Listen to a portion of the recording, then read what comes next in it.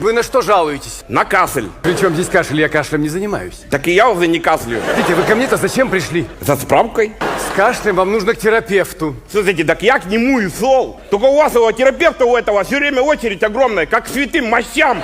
Как будто его всего на 3 дня привезли и все хотят к нему приложиться. Одни старушки в очереди там. Занимали, небось, молодыми еще. Ну и все, я, значит, сижу первый день, кашляю возле кабинета терапевта. Второй день сижу, кашляю возле кабинета терапевта. На 3-й день сижу, что-то вроде полегче стало. На 4-й чувствую, все, нету кашля. Вот, и я решил, если кашля нет, какая разница, к какому врачу идти без кашля? А идти надо, иначе получится, что я просто так 4 дня на работу не ходил.